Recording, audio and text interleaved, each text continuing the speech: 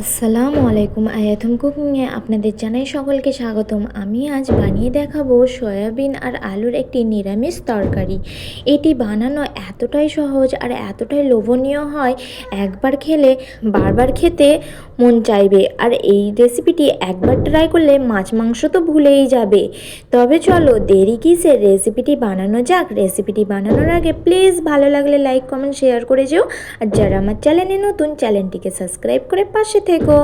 দেখো, প্রথমে আমি একটি কড়া বসিয়ে নিয়েছি চুলার মধ্যে, আর তার মধ্যে দিয়ে দেব এখানে তেল।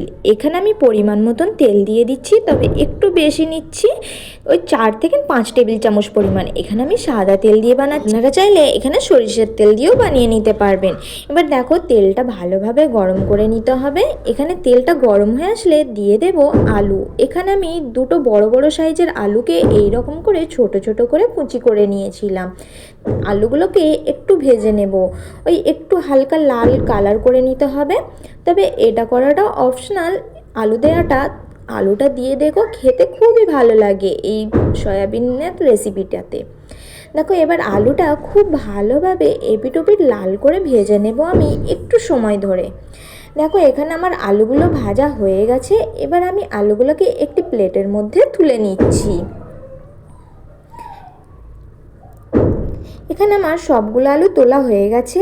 এবার আমি এখানে সয়াবিনগুলো ভেজে নেব। দেখো, আগে থেকে আমি গরম পানির মধ্যে সয়াবিনগুলো 10 মিনিটের জন্য ভিজিয়ে রেখেছিলাম, আর সয়াবিনগুলো অনেকটাই নরম হয়ে গেছে।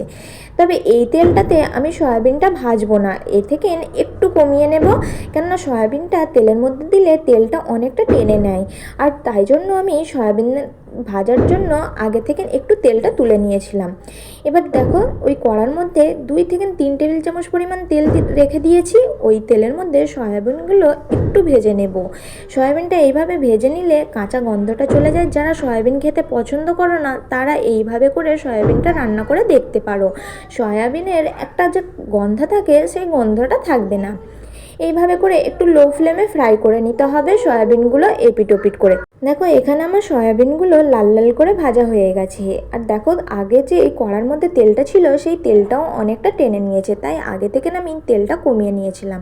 এবার সয়াবিনগুলো প্লেটের মধ্যে ঢেলে নেব। আর আগে থেকে যে তেলটা আমি আলু ভেজে রেখে দিয়েছিলাম, ওই তেলটাই নিয়ে নিচ্ছি। এখানে সবটুকু তেলটা নিয়ে নিতে হবে। এখানে যেহেতু তেলটা অনেকটাই গরম, আর আগে থেকে গরম করার প্রয়োজন নাই। ওই গরম তেলের মধ্যে দিয়ে দেব 1 চা চামচ পরিমাণ হিং।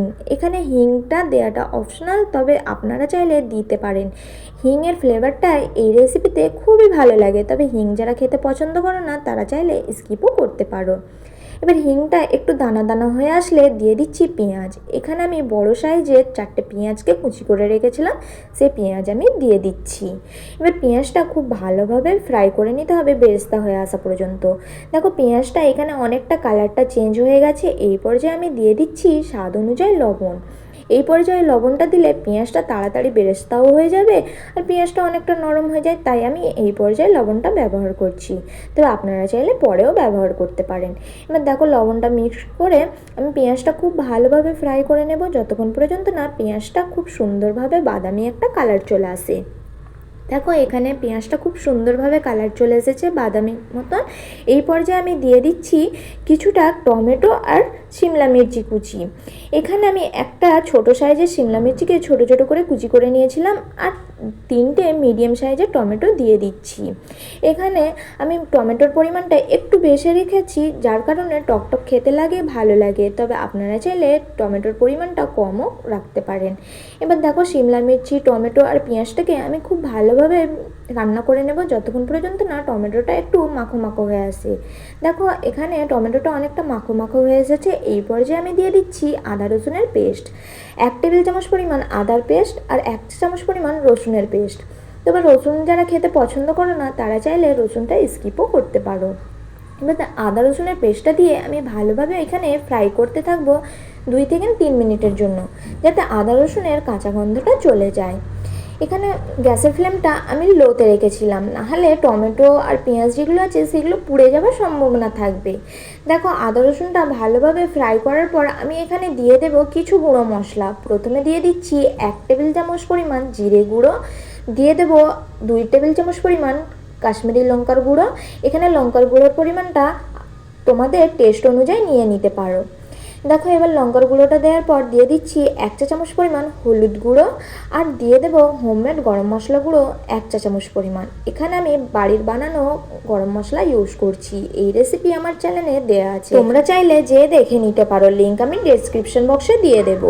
এবার দেখো সবগুলো মশলা দেওয়ার পর আমি ভালোভাবে মশলাটা আর পেঁয়াজ, টমেটো, শিমলা মির্চিগুলো ভালোভাবে ফ্রাই করে বা রান্না করে নেব, যাতে মশলার কাঁচা গন্ধটা চলে যায়। প্রয়োজনে এখানে অল্প অল্প পানি দিয়ে কষিয়ে নিতে হবে, তবে গ্যাসের ফ্লেমটা লোতে রেখে এই কাজটা করতে হবে। দেখো এখানে আমি অল্প অল্প পানি দিচ্ছি আর মশলাটাকে কষিয়ে নিচ্ছি। এখানে আমি গরম পানিটা ইউজ করছি, যাতে রেসিপিটা তাড়াতাড়িও হয়ে যায়, আর গরম পানি ইউজ করলে রান্নার টেস্টটা অন্যরকম আসে, খেতে খুবই ভালো লাগে। তাই আমি সবসময় চেষ্টা করি রান্নার মধ্যে গরম পানি ইউজ করার। দেখো এবার মশলাটা খুব সুন্দরভাবে কষিয়ে নিয়েছি আমি। এখানে কাঁচা গন্ধটা চলে গেছে মশলার। এই পর্যায়ে আমি দিয়ে দিচ্ছি ভেজে রাখা সয়াবিনগুলো। এখানে আমি সয়া চাংস নিয়েছি, তবে তোমরা চাইলে যে কোনো সয়াবিনস বা যে কোনো কোম্পানির সয়া চাংস নিয়ে নিতে পারো। এবার দেখো আমি সয়া চাংসগুলো খুব ভালোভাবে মশলার মধ্যে মিক্স করে নেব, আর দিয়ে দিচ্ছি কিছুটা মটরশুঁটি। মটরশুঁটিটা দিলে খেতে ভালো লাগে, তাই এখানে আমি ইউজ করলাম। হাতের কাছে থাকলে অবশ্যই ইউজ করার চেষ্টা করো। এই পর্যায়ে সয়া চাংসগুলো দেওয়ার একটাই কারণ, সয়া চাংসের মধ্যে খুব সুন্দরভাবে মশলা ঢুকে যায়, আর সয়া চাংসগুলো খেতে খুবই ভালো লাগে।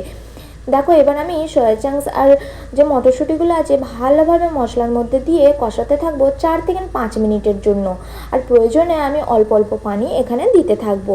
4 থেকে 5 মিনিট কষানোর পর এখানে দিয়ে দিচ্ছি আমি ভেজে রাখা আলু। এখানে সবগুলো আলু দিয়ে দিতে হবে। আর বলে রাখি, আলু ছাড়াও এই রেসিপিটি বানিয়ে দেখতে পারো, খেতে খুবই ভালো লাগে। গরম গরম ভাত বা রুটি পরোটার সাথে জাস্ট জমে যায়। দেখো এখানে আমি আলুগুলো দিয়ে দিয়েছি। এবার আলুগুলো দিয়ে খুব বেশি এখানে কষানোর প্রয়োজন নয়, যেহেতু আমি আলুগুলো আগে থেকে ভেজে রেখেছি আর আলুগুলো অনেকটা সিদ্ধ হয়ে গেছে, তাই আমি আর আলাদা করে আলুটা দিয়ে বেশিক্ষণ কষবো না। ওই 2 থেকে 3 মিনিটের জন্য কষিয়ে নেব।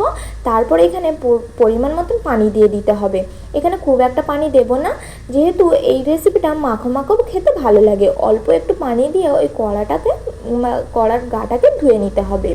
দেখো এখানে খুব বেশি আমি পানি ইউজ করছি না, আর আমি গরম পানি ইউজ করছি কিন্তু এখানে। এবার দেখো সবগুলো ভালোভাবে মিক্স করে নিতে হবে, আর লবণের পরিমাণটা এখানে একটু টেস্ট করে নিতে হবে। যদি প্রয়োজন পড়ে আরও একটু পর্যায়ে দিয়ে দিতে পারো। আমার ভয়েসটা অনেকটা হয়তো অন্যরকম আসছে, যেহেতু পাশের মেশিনের কাজ চলছে, তাই একটু অসুবিধা হতে পারে। প্লিজ একটু মানিয়ে নিয়ে ভিডিওটি দেখে নিতে পারো। দেখো ওপর থেকে এবার দিয়ে দিচ্ছি কিছুটা ফ্রেশ ধনিয়া পাতা কুচি। এবার দিয়ে আমি এটা রান্না করে নেব 3 থেকে 4 মিনিট, বেশিক্ষণ রান্না করার প্রয়োজন নয়। দেখো কতটা সুন্দর আর কতটা লোভনীয় লাগছে, আশা করি দেখে নিশ্চয়ই বুঝতেই পারছো। কালারটাও কতটা সুন্দর এসেছে, তাই না বন্ধুরা? আশা করি রেসিপিটি দেখে আপনাদের ভালো লেগে থাকবে। যদি ভালো লেগে থাকে, এই পর্যন্ত যারা দেখছো এখনও যারা লাইক করনি, লাইক করতে ভুলে গেছো, প্লিজ লাইক করে দিও। আর যারা আমার চ্যানেলে নতুন, চ্যানেলটিকে সাবস্ক্রাইব করে দিও। দেখো এখানে আমার রান্নাটা হয়ে গেছে। এবার আমি একটি প্লেটের মধ্যে সার্ভ করে নেব, বা বাটির মধ্যে। দেখো তার জন্য আমি একটি বাটি নিয়ে নিয়েছি। এবার এর মধ্যে সার্ভ করে দেখিয়ে দিচ্ছি যে কতটা সুন্দর আর কতটা লোভনীয় হয়েছে। তবে তোমরা চাইলে এই রেসিপিটা গরম গরম ভাতের সাথে বা রুটি পরোটা যে কোনোর সাথে সার্ভ করে দেখতে পারো, খেতে জাস্ট অসাধারণ। একটিবার হলেও ট্রাই করার অনুরোধ জানাই। কেমন হয়েছে রেসিপিটি জানাতে ভুলো না। ভালো লাগলে প্লিজ আবারও বলছি লাইক, কমেন্ট, শেয়ার করে যাও। আর যারা আমার চ্যানেলে নতুন, চ্যানেলটিকে সাবস্ক্রাইব করে পাশে থেকো। আল্লাহ হাফেজ, আবার দেখা হবে নেক্সট রেসিপিতে।